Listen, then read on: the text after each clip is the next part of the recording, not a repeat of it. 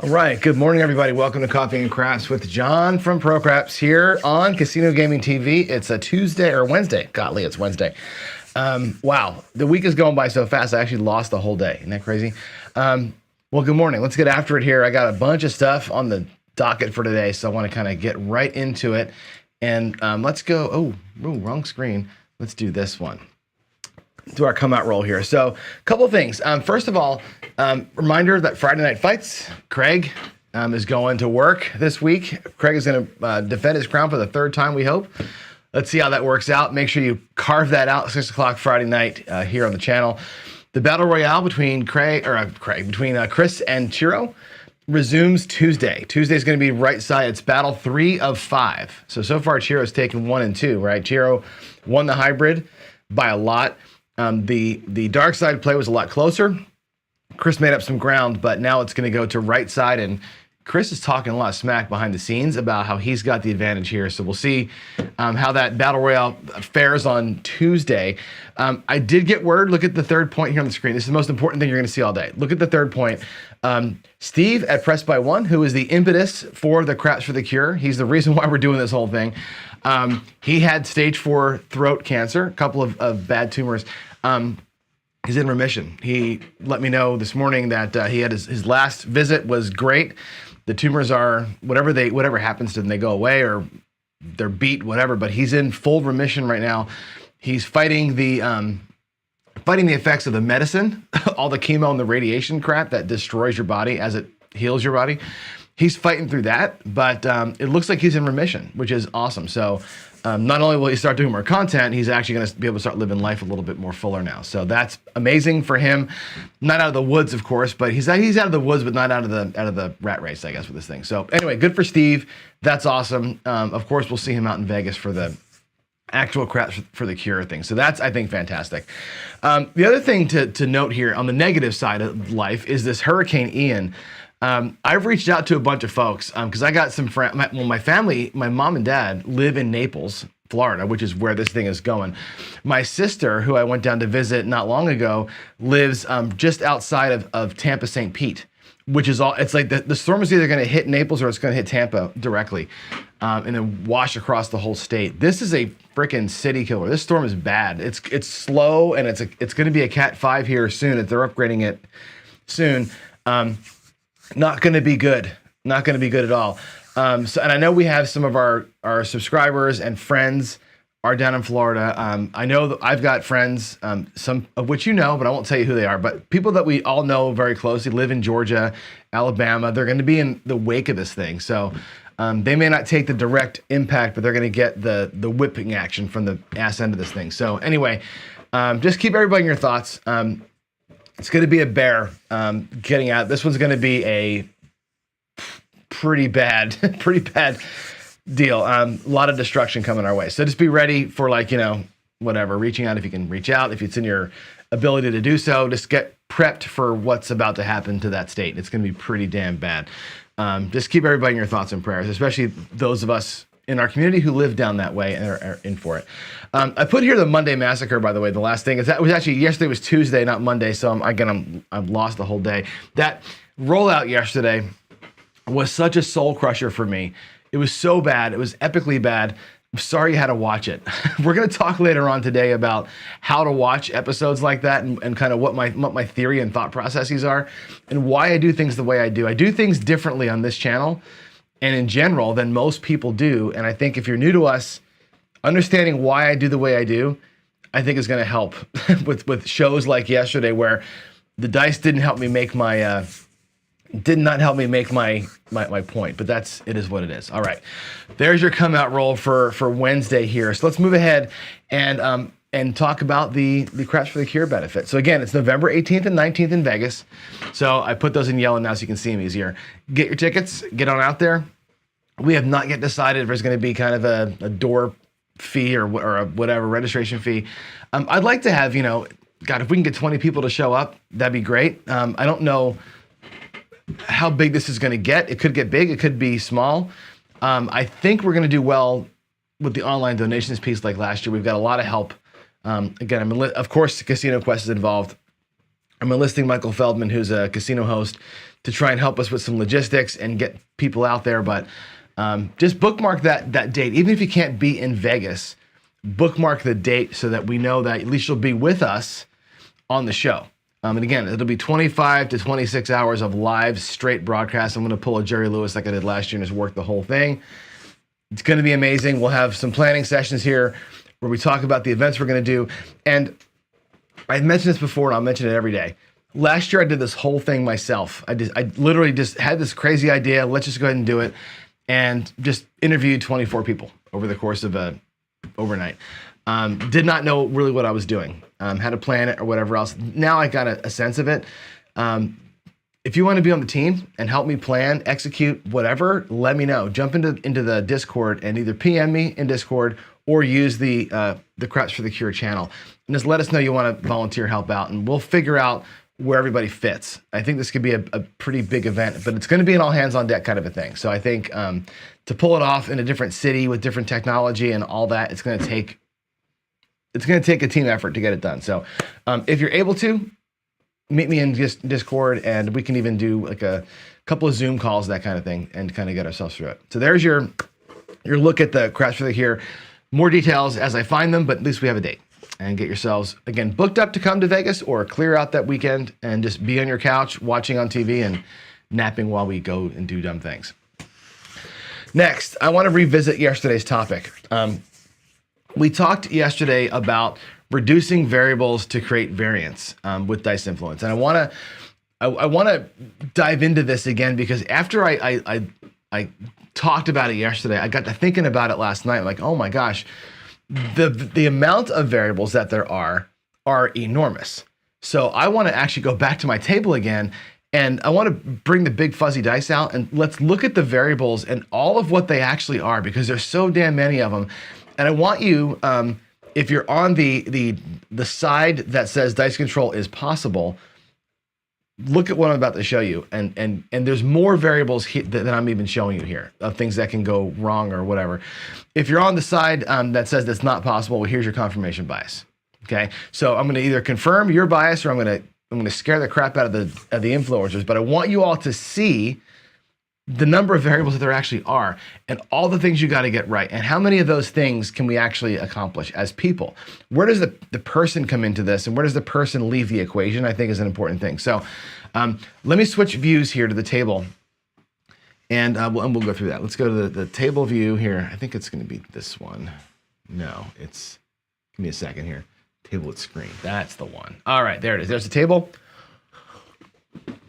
with my notes on screen because I want to kind of walk you through some of these variables. So the first set of variables that I want to look at are, wait a minute, we're not getting it. We're getting it. We're getting it. There we go. Sorry, I got to go back a screen. There it is. All right, the first set of variables. I'm going to get some light on here so we can see a little bit clearer.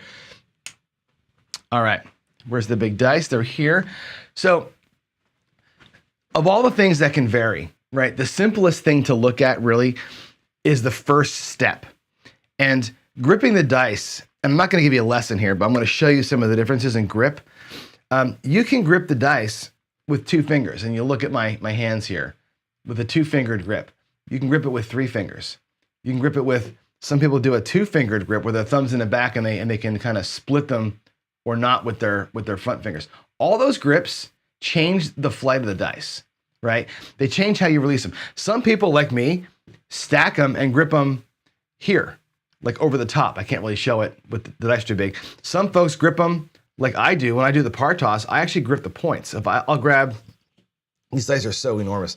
I grab the points like this instead of the face. All that to say, right? And the random thrower just grabs them and just, does the thing. All that to say, the grip is the first variable, right? And again, if you think about a purely random throw, a true random throw, there's no set made, there's no grip cared about, there's no anything, everything is random. What I'm going to show you here is all the things that you can do, or that you're trying to do as a dice influencer to reduce the number of variables that there are. So one is going to be that grip. I haven't even talked about the set. To me, the set is important, but it's not like the only thing, but it's a deal. The second thing I want to talk about is the launch angle. So when you're throwing these things, there's going to be this launch angle. So in other words, at what point coming from here to here are you releasing the dice low, high? Like at what angle do you let them launch at, and what angle will they travel? Because that's going to really determine the angle at which they land. Combining launch angle with launch attitude, what I mean by the attitude is, again, it's not just the angle, because I could keep these things parallel and launch high or low, but I'm also twisting and changing the attitude of the dice as I go. So there's launch angle and launch attitude.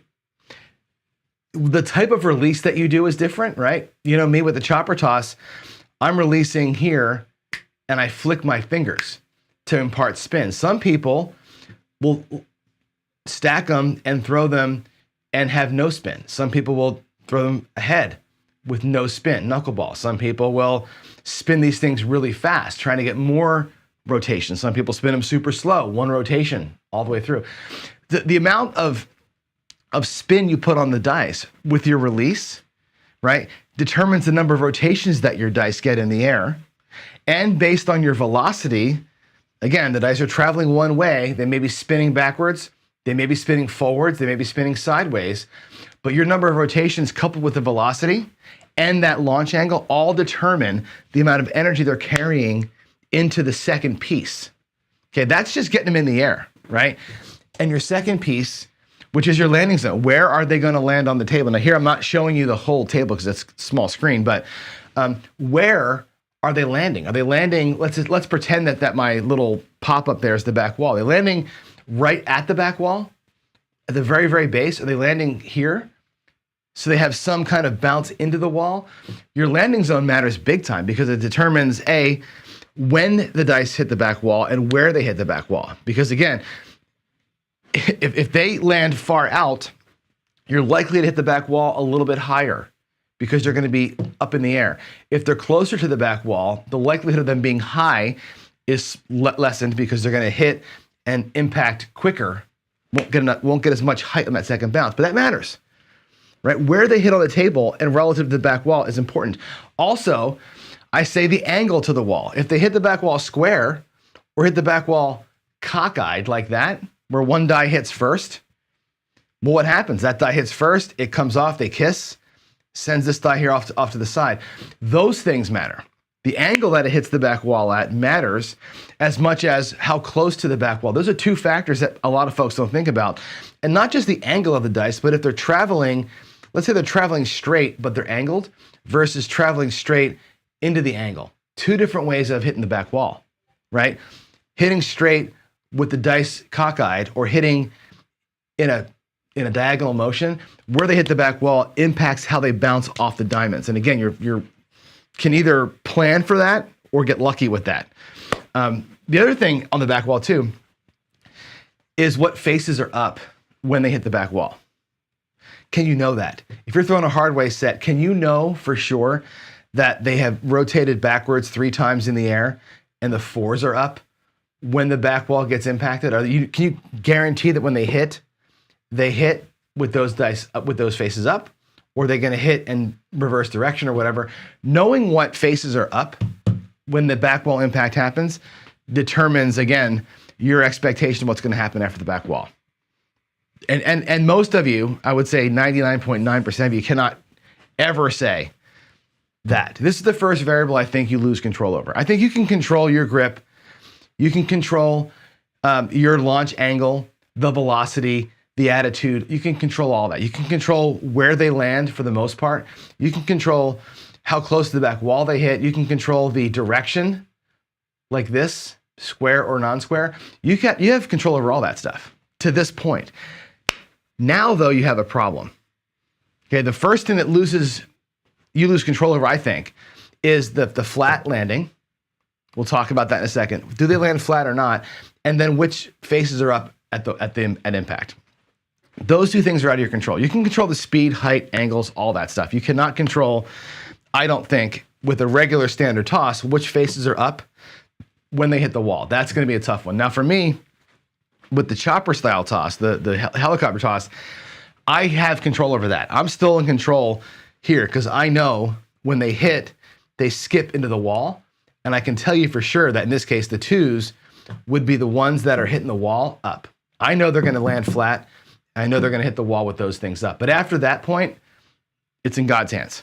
And I think that's the piece that this is at the point at which folks who are on the side that says dice control is not possible, this is where they start going, here, this is it. You have all that. I'll give you all that. You're a human.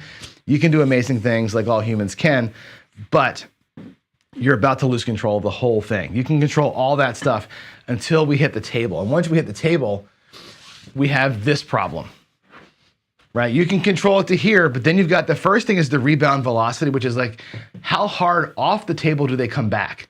When it hits the table and they whack off again, how hard is that hit? You really can't control that. You can control a lot of it, but if they land super flat, all the energy gets dissipated and they hit the wall very softly. If they hit on an edge like this, or God forbid like that on a point, right? They lose no energy, they hit the wall super fast, and your rebound velocity is almost impossible to control, right? Do they come off the wall square? Do they hit the wall and come right back off and roll over nice and neat like this? Or do they hit the wall and start spinning and gyrating crazy town? That slow motion shows you a lot of this. You watch slow motion, you see back wall hit, and then you see all this crap in here. You've lost it completely, okay? Now, that can be mitigated by speed, by energy. If they hit flat, hit the wall, and they do this one time, you've mitigated the amount of that. You could probably make the argument that you've done something to reduce the amount of randomness in your shot, okay?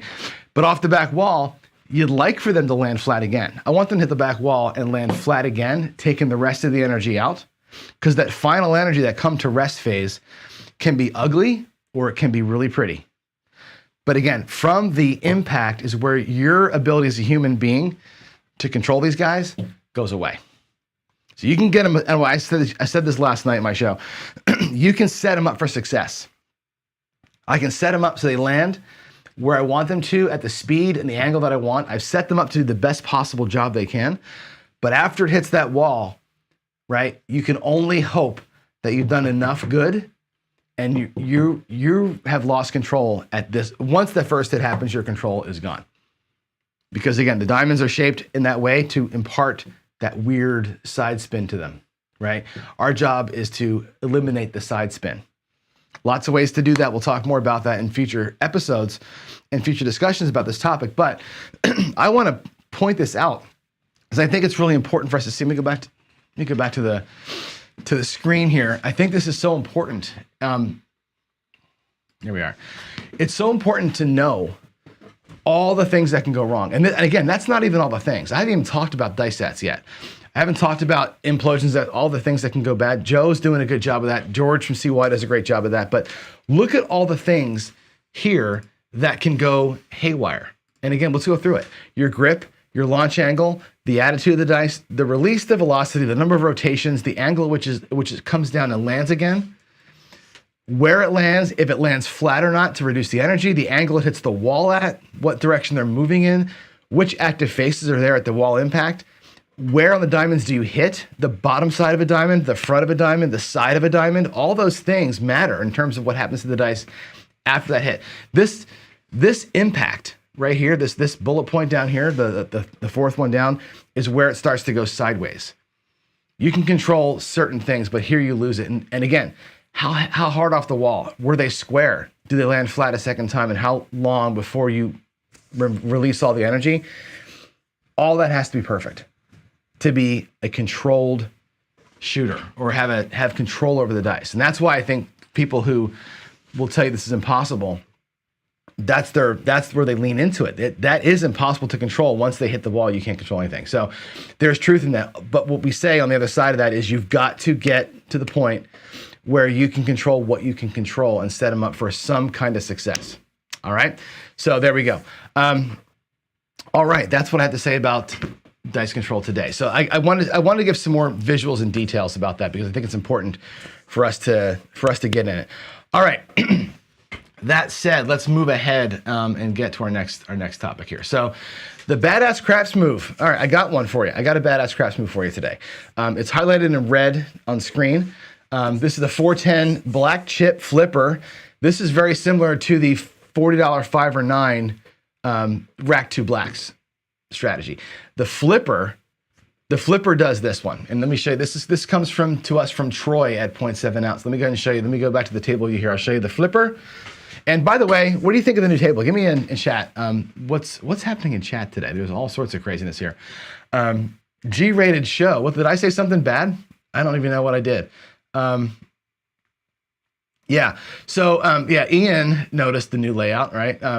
So it's not a new layout. I wanted to give it a shot. I was over at Ian Olson. I was at his house last night. We were putting his felt on his table. He got new felt, custom done from Casino Supply, and put that on his full size table. He said, "Hey, I had this extra felt." And I'm like, "Cool, I'll take that. I'll make a mouse pad out of it because my desk is about this big. This is like 42 inches wide here. My desk is like 70 wide. So I'm gonna make this a mouse pad." But I'm also working with Casino Supply to get a new layout made for me. Of course, for me, it'll be black. It'll have some skulls on it, but it's gonna be about the same. I measured this last night. This is an inch shorter or an inch less wide than my new felt's gonna be. This is 42, mine's gonna be 43. This is I think an inch or two shorter than my felt will be. Anyway, I wanted to show you this and see how this felt today. We're gonna play on this felt today.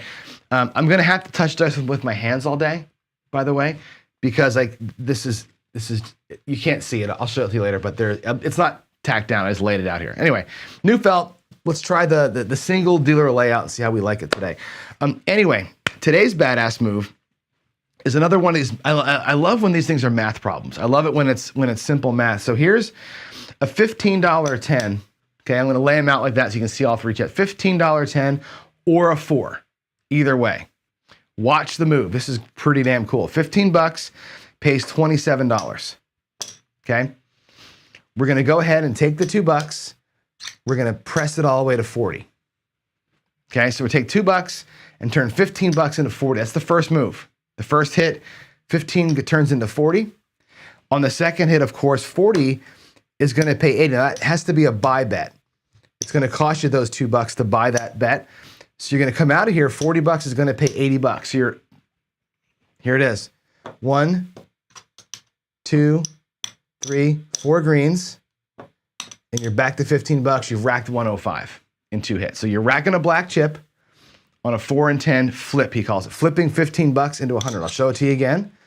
15, we'll pay 27.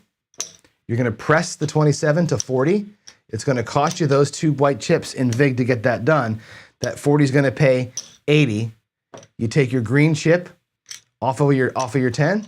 You leave the 15 bucks that's left out there from your $40 bet, and now you flipped it to a black chip. So you're taking 15 bucks to a black chip in just 2 hits. And how often do we see the 4 and 10 hit twice? That's a beautiful little press right there. So again, badass craps moves to me are like 1 hit and a color change. I love these quick color changes. That's a great little move right there. So that's the 410 flipper from Troy at press by 1, or Troy at 0.7 out rather. So there's your next one. So that's our 8th badass move. We'll add another one tomorrow.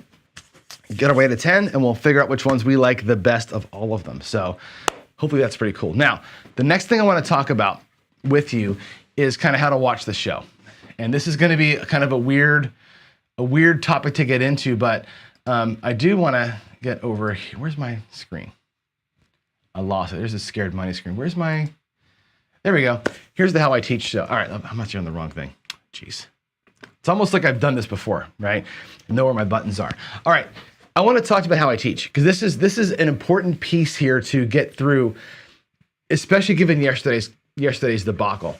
And I don't want to speak to any one person, but over the years, and now I've done this for a year and a half, so I can say years now, I get a lot of stuff in chat, a lot of stuff in email afterwards saying, "Oh my God, if you would have played X, you'd have made a fortune yesterday." Waylon's famous. Waylon's always telling me, "Hey, you should have played this. You should have played that."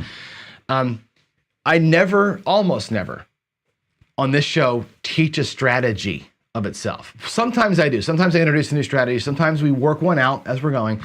Most of the time, though, I've got some other topic in mind, and we focus on the goal of the topic, not the money made or lost in the play.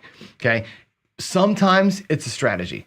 Sometimes I'm working you through a way of playing. In other words, trend following or whatever else it's going to be. Sometimes we talk about reading a table. Most times I talk about bankroll, mindset, sometimes math. I use a strategy like yesterday's 250 across as the way to give me the things to teach on, right? So yesterday's exercise, today's exercise is a mental exercise. It's how do you approach the table with the bankroll you've got at the state your bankroll is in. So approaching the table with a full bankroll is one way of thinking through your gameplay. Approaching the table with your strategy with a minimal bankroll is another way that your brain's going to play tricks with you. So remember, focus on my goals, and I always try and tell you them ahead of time. I'm going to use the strategy or rollout as a means to get you to I'm going to put you in the spot with me. How would you change your brain? How would your brain change your play given a circumstance? Again, I got $2,000 in the rack. I'm predetermined to play this way. Let me go ahead and play that way aggressively. And that's what yesterday I did. I played the same way aggressively, and I lost $2,000. But the point of it was not the 2K that I lost. Remember, every one of those 250s that I lost, I considered that as my first 250. Like, I wanted to approach that like, let's pretend I walked up, here's 250, let's play it out. And again, the mindset of free playing with bankroll to back you up is the point. Today we're going to play with the mindset of we've lost our bankroll like yesterday, and now we're down, and we're playing with some scared money. So again, the strategy itself is most of the time immaterial. I'm going to use it. I'm going to play it out. I'm just going to roll a thing. It's going to be the tool that we use to talk about the topic, not always about that play. So for when you say in chat, hey, you should be off that. You should switch to the don't yesterday. It's not about me trying to win money here in the morning. It's about me using the rolls in the morning and the strategy that I play to demonstrate and put you into a position where you have to make your own choices. Okay, so that's where it's at. So just make sure that you remember that. Like, I appreciate in chat, I think it's great that you're saying my thing would have done or your thing would have done or you should have done. Remember, it's all about your brain. This is all about my first 250. How do I play? How do I approach the table when I'm not stressed? Yesterday was a non-stress day. Let's play 250 every time, no stress. And how do I approach my wins? I got no wins yesterday. I wanted to get to a win and show you, okay, now we've won some money. How do we treat the winnings from that first 250? We never got a win, so it was hard. It was hard to give you that lesson. Today we're going to talk about trying to build back up from a loss. And again, I'm going to use that same strategy, but it's not about the strategy. It's about how does my brain get my bets managed correctly, amount-wise and everything else, and how do my play style change given a small bankroll? And that's the point. So again, don't fixate on the strategy that I'm choosing. Fixate on what you would do in the moment here. Not so much with your chips, but here. How does your brain get you through that moment? And that's the point. So let's review. Yesterday, we're going to do this 3 times, right? So the whole thing is going to be this bankroll blitz, right? Attacking the table with your first money, which was yesterday. Today, we're going to look at attacking the table with our last bit of money. And then tomorrow, we'll look at, again, how do I attack a table when I have free money? So again, 3 different mindsets. I'm coming in, I'm ready to go. Oh shit, I lost it all. And I'm way ahead. Let's just take them to the cleaners, right? There's 3 core ways that your brain approaches your bankroll, and that's today. So yesterday, again, we did the blue collar way, your first 250, your walk-up strategy. And again, I walked up and I played the thing the whole way through, right? I don't adjust on this show, as you know. I treat my morning rollouts for the most part like I'm live windcrapsing it. I'm just going to roll. We're going to go strategy. I'm not going to deviate. We're going to see how a strategy plays out under live conditions without making adjustments. That's just how Windcraps works. That's just how most algorithms work. Picture the show being a live algorithm playing out. That's why I don't adjust. There's a reason, method to my madness here. I don't adjust for reasons. I want to get stats out there. I want you to see rhythm. I want you to feel how strategies fail and succeed on their own merit, not by our brains making adjustments to them. That's an important piece of this too. And I think if we forget about that we're looking at success or failure over time, it's important. That's, again, also the impetus behind my daily paycheck series, where I'm going to play the same strategy the same way every day for 4 or 5 days. Get a sense, can I make money with this thing over time, not the one day that I got lucky with it on camera. It's not about getting lucky on camera. All right, today, scared money. Working with your last session money. So again, yesterday we simulated. I walked up with 2K. I got 250 out there. Let's go ahead and get ourselves ahead. Maybe get out early. Today we're going to simulate. I bought in for that same $1,000, and I've lost it all. I'm down to my last 250. This is my go home money, right? What do we do? How does your brain help you through this piece of it when you've lost it all? And I say scared money because you're like, ah, damn it, I lost everything. If you can't lose the 1,000, don't bring the 1,000. That's number one. So it's not really scared money. It's just, it didn't work today money. First of all, that's your first mindset change. Bring money you're willing to lose. Stop loss zero. You know me. I brought $1,000. I'm losing $1,000 or whatever. But now I'm down to the last little bit. Like shit, I had a rough earlier session. How am I going to work this last segment of my bankroll into some profit? So you could choose to, and I think Duracell hinted at this yesterday, stay with the strategy that got you here. I came here with 10 bullets in the gun to try a thing 10 times. The 10th time might be the one. You can make that decision, okay? You can cut that in half and try and build twice to retrieve one segment of money back. You can flip sides. You can go, well, the table's clearly cold. I'm going to go switch that money out and go a different direction. Pros and cons to that, of course. Or do you just switch out of the strategy completely and go to rebuild mode? And I'm going to show you some of these options here when I get out to the table. And I want to give you a visual on what these things look like. Okay, so let's go back over to the table one more time. And let's see, I'm going to go to this view again. Where's my? There we go. Let's go back here and look at that strategy and some of the options that we have with it. So I'm going to go back out here at 250 across again. So we're going to go, again, it's $25 on the 4 and 10. It's going to be 30 or 40 bucks on the 5 and 9 and 60 bucks on the 6 and the 8. There's your core. And again, my rack here is empty. That's my last 250. So options that I've got here to play this thing. There's lots of ways. And again, this also comes down to like, how do you play the across system, right? Merits to playing across versus inside versus just a 6 and the 8 versus a molly type of system. But if you're going to play across, there's lots of ways to attack a table from the across. Now here, we could just keep the same strategy going.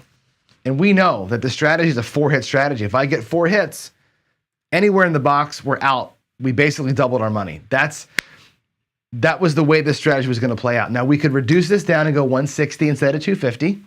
Okay. If you go 160 instead of 250, what you're going to have left is 90 bucks, which means if you lose this, you've got one more bullet in your gun. So halving your strategy, playing the same idea, but reducing your bets down by about half or so, or taking some of the bigger caps off of here, gives you a second shot at it. Okay. You could switch it out completely and go, well, shit, I'm down to 250. This is my last foray here. I can take all this down and say, screw it, I got beat. I'm going to have to start over again and take this 250 and go, well, let's do a skill 66 with it, right? Let's take from my 250, we'll pull $66 out of it, and I'll skill 66 a couple of times. I know that makes me 50 bucks every time it works, right? I know that if I do this and don't try and do the home run, I can turn 66 into 106 or 116 every single time. And maybe I'll take 3 shots of that because 250 divided by 66 is going to be about 4 times. I can do the skill 66 now 4 times with my last 250 and give myself 4 shots to win 50 bucks. Okay, that's an interesting way to approach this issue. And again, your brain's got to tell you, are you going to just fight the same fight with the same tool, or are you going to switch out to a different tool? Or are you going to use the same tool you were doing before with the lower bet amount? So let's go ahead and take that 250. Okay, here's the 250. I'll put it back out here for us. And let's do it all 3 ways. And we'll see which way we think we like the best. All right, I'm going to go ahead and put it back out here again. We'll put the whole 250 back out. And let's go way number 1, which is going to be stick with the same thing. We're going to dance with the girl that brought you, right? We're going to go back to 250. And again, given yesterday's debacle, this might be okay, well, screw it. I guess I lost my money and I'm out. Let's try that. Let's go out here. Same strategy, same way. bang your head against the wall and hope for the best. Let me switch out the scenes there. So we should have, there we go. All right, let's get the roll tracker going here. I'm not gonna run Crapsy this morning. I wanna talk quick. I've got only about 15 minutes left. Here we go. I'm gonna pull out the red light colored dice. These are the red dice from Bally's. I think they're both, yeah, they are. Here they are. They're both Bally's dice. Excuse me. I'm going to roll out. I'll have to grab the dice from the end because you'll see this little white strip here. That's actually like, it's loose, right? This felt is not laid down. But I'd love in your comments, by the way, your thoughts on this kind of layout, the single dealer layout that we've got here. As I go through and finalize my new felt, I think I'm doing this exact setup. So let me know if you like how this looks on camera, and we'll kind of get your opinions on it. So let me know in chat how that felt. Here we go. We'll play this thing first time through with just the same strategy and hope we can get our win and start building ourselves back. Here we go. Let's get the dice out. That's going to be a 10, an easy 10 for the first one. I think I put the dice here and you can see them, I think. That's right. So our point's going to be 10. I'm not working come outs. As we know, this is a follow the puck type of thing. Can we get past one roll? Like, look at that, we did. Hey, we got a 5 and a 3. So unlike yesterday, we actually get a hit. So again, our last 250, we're going to be aggressive with it. We're going to turn our 8 into 120 with $10 change to the rack. So the 8's pressed up. That is one hit out of potentially 4. Okay. We either take 4 inside hits or we let one number get hit twice and we're out. Okay, there's our first one. That was nice. And we have a 426. There's a 426. Oops, I'll get them right there for you. Same thing. We're going to lose our cap. We're going to go to 120. Now we have 2 numbers that are pressed up beautifully for us. Either of those things hit, we're out. Otherwise, we're looking for 2 more of any kind of number. That's going to be our second hit. I'll use my lammers here to kind of mark in my rack where I am so I don't forget. What do we have here? A 3, 3, 6. Perfect. And I'm going to actually do this with you real quick. I'm going to roll this out to the 7. If I have enough dice, I'll do it. So we had our first roll. I'm not going to count the point coming up, but I'm going to note the other numbers. We had an 8. We had a 6. It doesn't matter which one it was, but we'll do a, come on. We'll do a 4, 2, 6. Now we had a 3, 3, 6. Where's my green?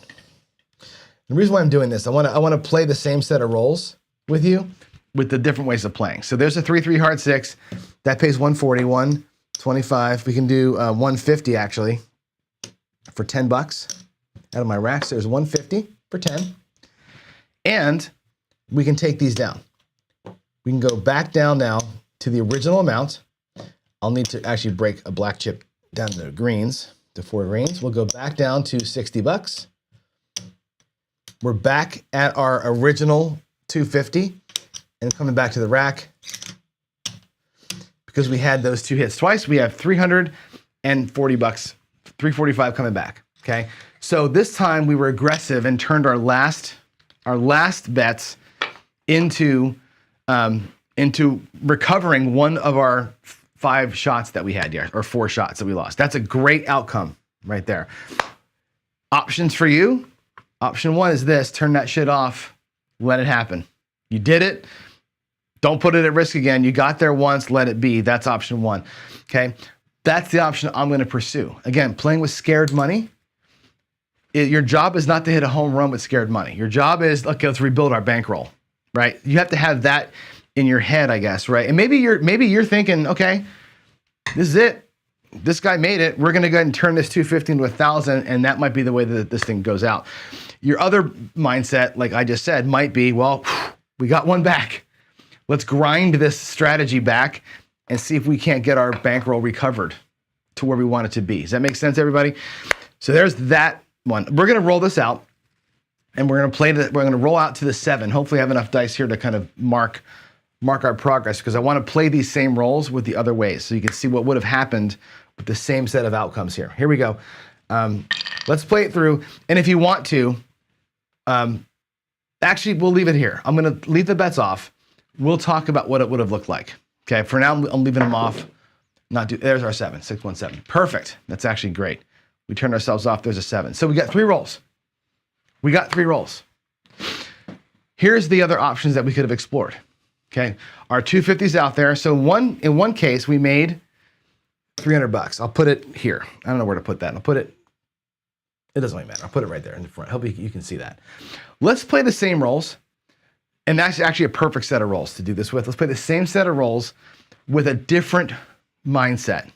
Okay, let's do the 250 across, but this time we'll do that tiered regression that I like. We're going to turn this into 64 across. How does it look? The first hit on the 8 would pay you $70. Okay, we're going to reduce, and again, taking the point's still 10. We're going to take the 4 and 10 down to $10 each. We're going to bring back $100. That was the hit on the 8. The second hit was on the 6. Again, that pays $70. We'll do 50, $70. We're going to bring the 5 and 9 down to $10. Now in our rack, we've got 200, 225, 230 in the rack. So we're basically out of the hand. Okay. The third roll is going to be this. That was a 6 again, so it was another $70. $70 coming home. Bring the 6 and the 8 down to $12. I'll take $5 here, make them 12. We're at 64 across with a buck change.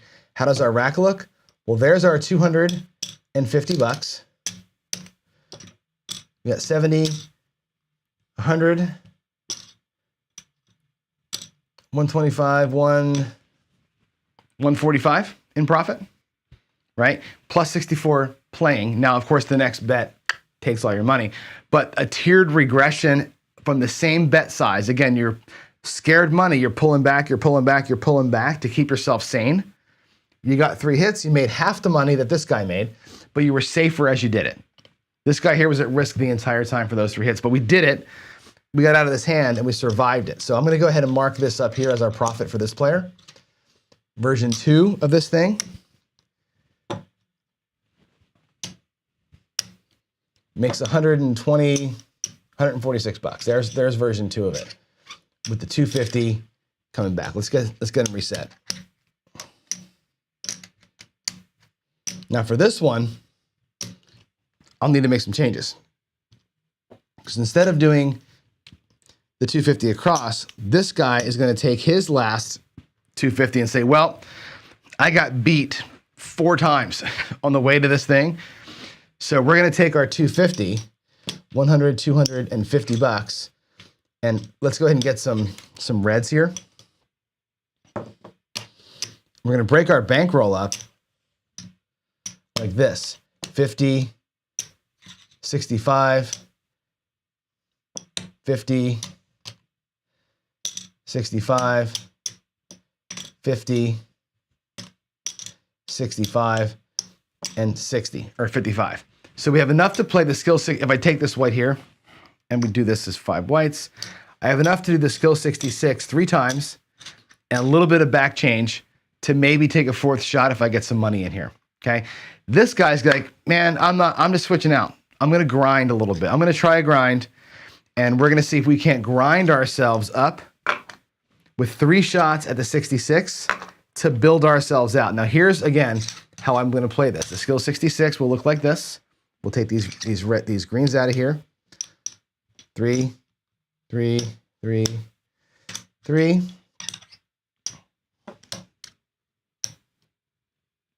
There's your 18. There's your 18. And I've got a buck sitting here to pop in. Now we know we're gonna make it the first time. We know the first time this works out. We get a point of 10.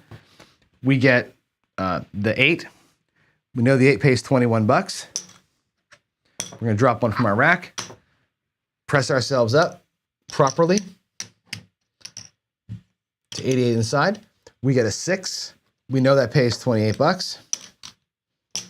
Me, down, right? 2 hits and down. I'm doing the 66 like this. So I take these reds and make them look like greens, you'll see where we end up here. This should be, I think this ends up being $50 in profit. There's 75 plus 25 you already had. And this turns into another 10. Right, so we have $116. We started out with 66. That's a $50 profit. So this turns into 50, 65, 66, and $50 coming back to the rack. So I've now worked myself in those couple of shots. I took my $50 off the table. I'm done. I can do that again. And this person is going to grind $50 out over and over and over to try and build themselves back up. And we can put the $50 out here, actually, and take more cracks at it. Where the other two players are now going to go back out again at 250 for the next round. Okay, so let's go ahead and let's put this guy's money aside. He still has 3 shots at the 66. He's made some profit. Let's go ahead and put 250 back out there again. Let's see if we can't go to round 2 and grind our way to the next level. Get ourselves back to some kind of health here. There's 60, 60, and there's 40. Okay, we're back. 250 out here again. We 7'd out. Puck is off. Let's get a new point and see what happens now. I'm going to move these over to here. That was the first round. Actually, I can take them off. We don't need to see them. Let's get the same dice that they worked good for us. Let's do it again. Right, we're working our last 250. 2 players basically made, well, one guy made half his money back. The other guy made a full recovery. 6, 4, 10. That rolled on me. That was a 10. Sorry about that. 6, 4, 10. Same point. Here we go.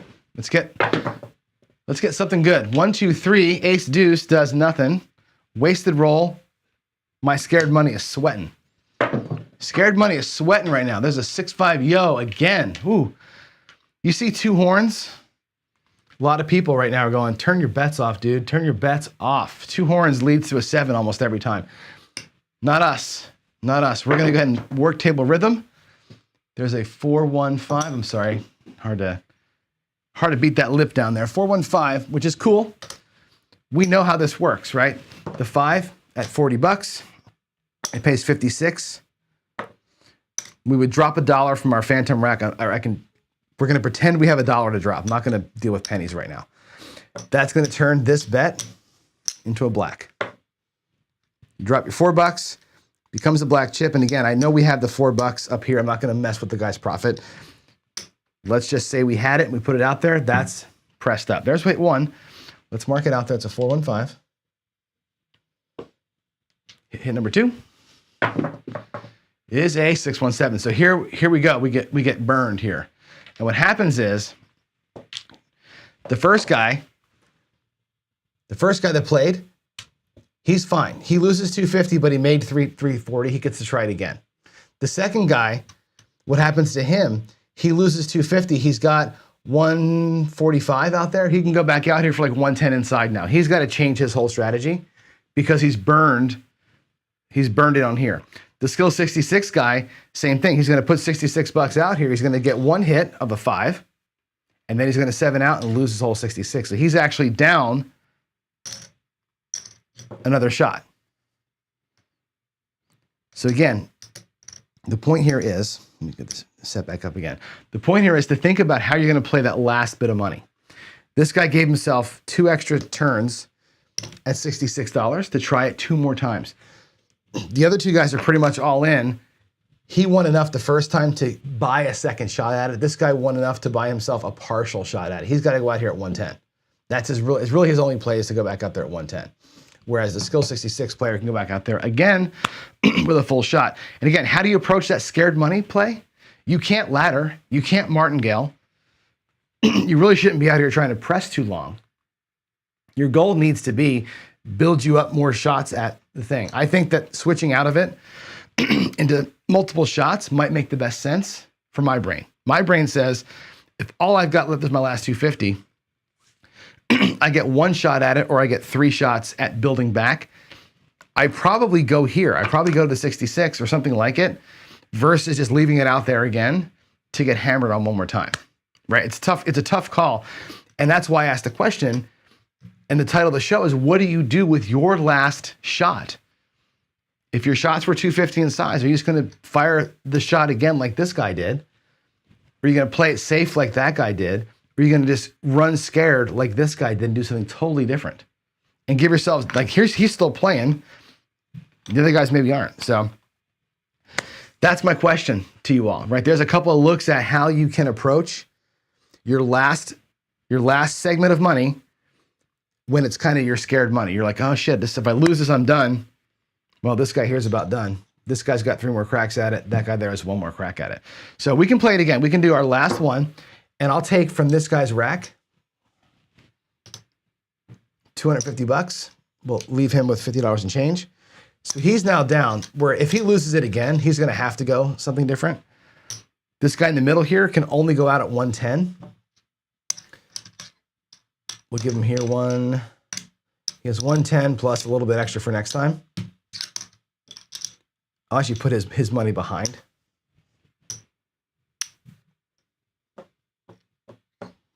There's his 110. And of course, the skill 66 guy is going to take one of his shots out of his rack, and we'll put him in. I'll put him in the middle. Let's do him. We'll put him in. We'll put him where where normally we would have the come bets. We'll make his place bets here in the middle. Put the skill 66 guy in the middle. We'll take one more crack at it, and then we'll call the show here. But let's see how we do.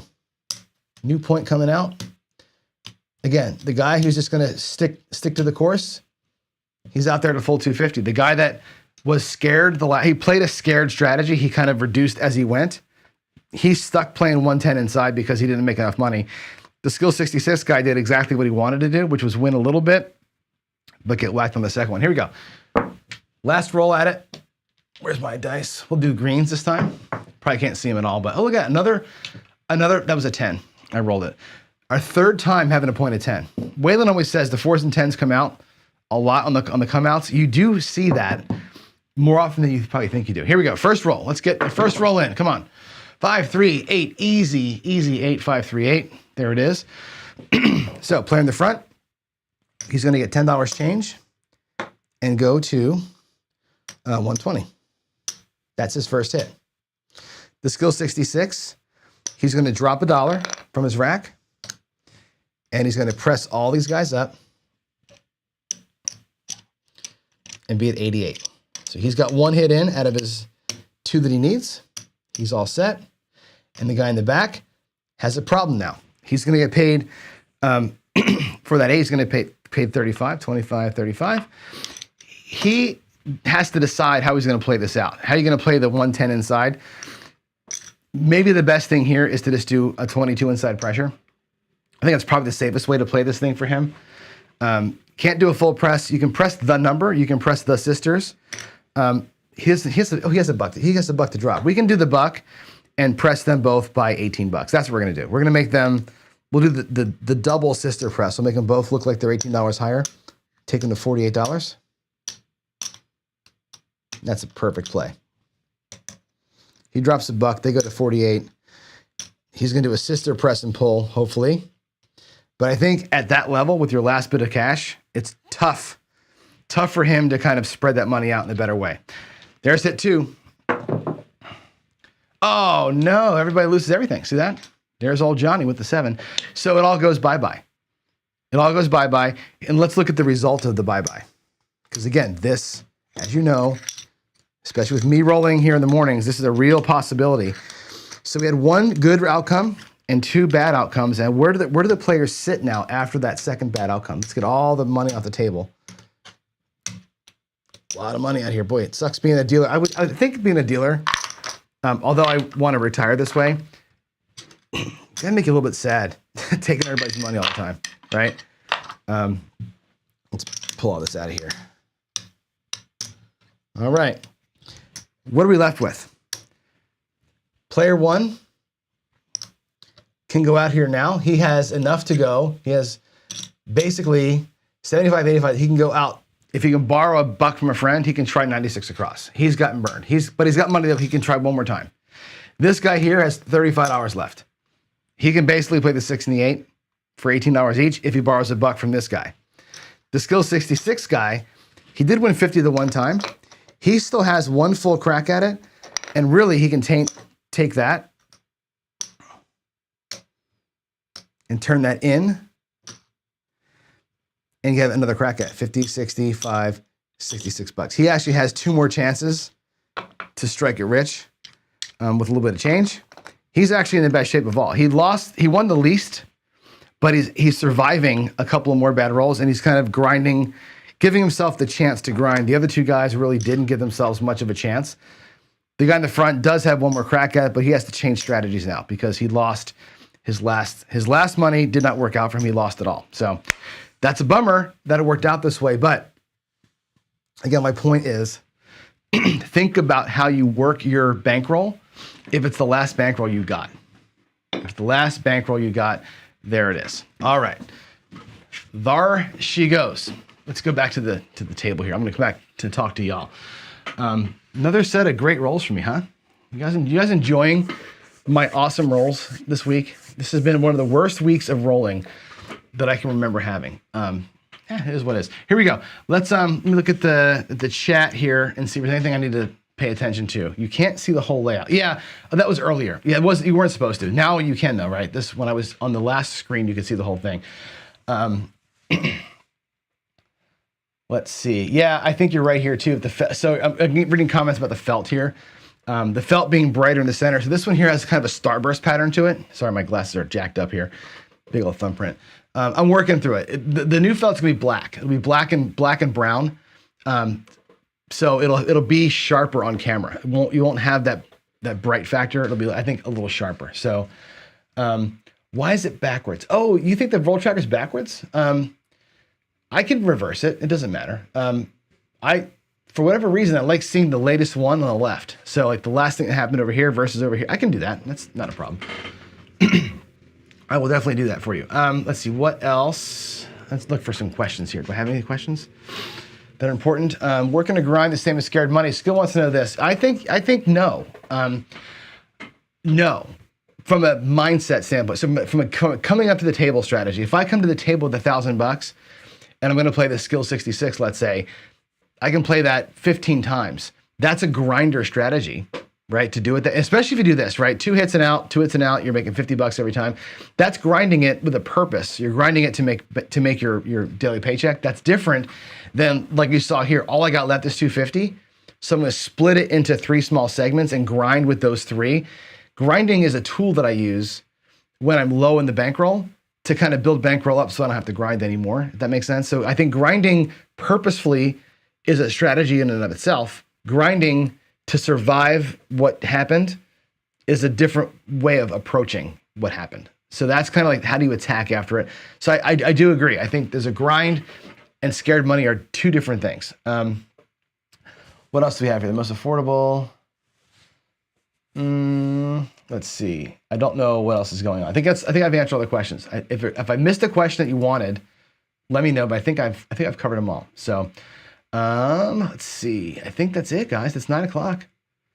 We had a good show today. I think that it was a good one. I enjoyed talking through this bit. I especially enjoyed talking through this bit. So I'm going to get back over here. And I didn't do the roll tracker today. I know.